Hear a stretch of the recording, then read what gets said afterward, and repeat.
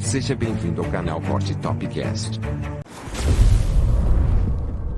E aí, como eu fui pioneira nessa parte da nutrição funcional, trazendo isso de fora, eu acabei carregando essa bandeira de defender a nutrição como essa ciência que não vai só estudar se você está comendo mais caloria ou menos caloria. Ela vai olhar o alimento desde o momento que você escolhe ele, e a gente está falando sobre escolhas alimentares. Então, escolha alimentar é uma parte do processo.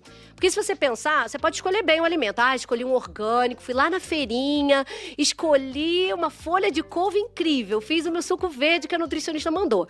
Aí, o que acontece? Da etapa que você bota o suquinho na boca, até a etapa que aquilo ali tem que chegar lá na tua célula, que aquilo tem que chegar na tua célula para funcionar, sei lá, para te dar ferro, para te dar cálcio, magnésio, energia, o que for, você passou por várias etapas: digestão, absorção, distribuição, fígado, rim, um monte de elementos foram mobilizados. Então você não tem como garantir, antes que não existia esse tipo de estudo, se aquilo ali que você escolheu de fato chegou ali no núcleo da sua célula, né? Que é onde a mágica acontece, digamos assim.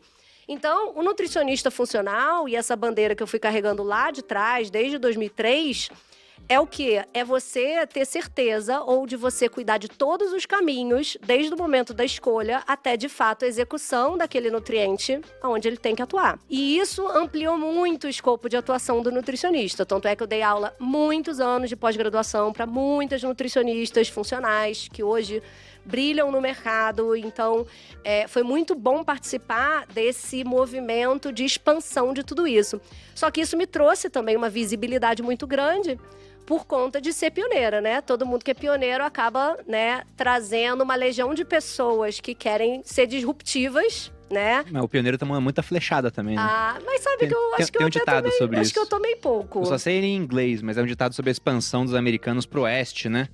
E era Pioneers get the arrows, settlers get the land. Ou seja, os pioneiros tomam as flechas e depois vem o pessoal lá na sua diligência, né? Vamos colocar na charrete e pegam a terra depois. Mas pensando em tudo isso que você falou, PD, a gente imagina o porquê que a gente te trouxe aqui hoje, né? Exatamente. No nosso podcast, a gente fala de empreendedorismo, negócios e desenvolvimento pessoal. E eu acho que isso é uma das grandes coisas que eu sempre falo, né? Meus grandes bordões. Quando você tá bem no seu corpo, isso quer dizer que você tá bem, você tá se alimentando bem, você tá treinando bem, você tá funcional, você geralmente performa melhor também nos negócios. Você tem uma performance melhor. Eu imagino que isso é uma das coisas que você trabalha lá também, principalmente. Bastante, né? E isso não só para pessoas comuns, mas eu sempre fiz muito preparo de ator, de atriz. Então, que também precisa do quê? Memorizar um calhamaço desse tamanho de um dia pro outro, né? Na sua opinião, tem alimentos que desfavorecem isso? Total. Olha Memória. aí, ó, viu? Total, atenção aí, Atenção. gente. Anotando. Olha só, o que acontece? Hoje em dia, tem todo um estudo dessa parte cerebral nossa, né? Então, tem muitos alimentos que favorecem e desfavorecem a parte cerebral.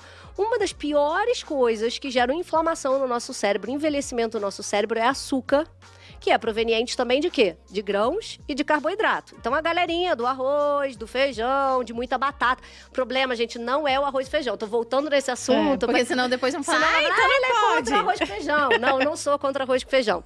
A questão é a seguinte, tem gente que come o quê? Arroz, feijão, purê e farofa, né?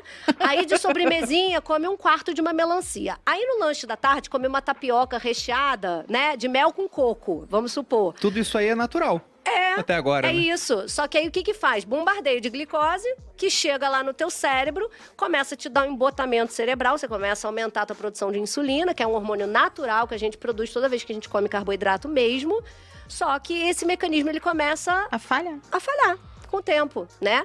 E aí a chegada de componentes importantes lá no teu cérebro, para ele funcionar com exatidão, com plenitude, com foco, com atenção, fica perdida. Não só cai o teu desempenho intelectual, né, de foco, atenção, cognição e etc., mas você fica mais propenso a várias doenças que hoje são comuns. Compulsão alimentar tem relação com esse aspecto de... É como se fosse assim, gente, um diabetes do cérebro, sabe assim? Que hoje em dia Já tem a diabetes tipo 3, que eles falam que é o Alzheimer, né? Que é a progressão disso, né? Exatamente. É o final disso. Só que tem outras doenças, além do Alzheimer, do Parkinson, da demência, que estão relacionadas a esse tipo de diabetes cerebral. A gente tem compulsão alimentar, que é uma coisa que eu lido diariamente, o tempo todo, um atrás do outro, na clínica, nos cursos e tudo. E também outras coisas, déficit de atenção, que está aumentando muito, autismo, que está aumentando muito, bipolaridade, um monte de clientes tomando remédio para bipolaridade, esquizofrenia, várias doenças já relatadas. Está ficando comum. Estão ficando comuns e tem relação com essas doenças metabólicas que as pessoas estão desenvolvendo. Só que antes o nome dessas doenças era o quê? Diabetes, pré-diabetes, gordura no fígado, obesidade. Agora são as doenças cerebrais e emocionais, mas que a origem é toda a mesma, a alimentação errada, né? Então, a pessoa que escolhe o carboidrato, é legal, o carboidrato tem o seu valor, obviamente ele não precisa ser excluído da alimentação, mas hoje o que está mais em voga para tratar todos esses problemas cerebrais é uma dieta com conteúdo de gordura mais alto. Curiosidade, mesmo antes de eu entrar na vida do Bruno e ajudar ele a se alimentar melhor, ele já era uma pessoa extremamente carnívora. E a família dele come muito mal, no sentido de comer muitos industrializados, eu posso falar isso porque eles mesmos sabem, eu já falei, eles sabem disso, muito carboidrato. E quando eu cheguei, tipo, foi muito impactante pra mim, porque era uma coisa totalmente diferente do que a minha família faz, que é de uma alimentação mais natural, mesmo que tenha mais carboidrato, é um carboidrato melhor, digamos assim, né? E o Bruno, mesmo inserido nesse ambiente, pra vocês que sempre perguntam, nossa, Bruno tem uma memória excelente, não sei o quê. Não sei se é coincidência ou não, mas ele sempre foi uma pessoa que comeu menos carboidrato. Sempre. Não é verdade, amor? Exceto o açúcar. Não, é porque naturalmente na minha alimentação eu também colocava mais proteína.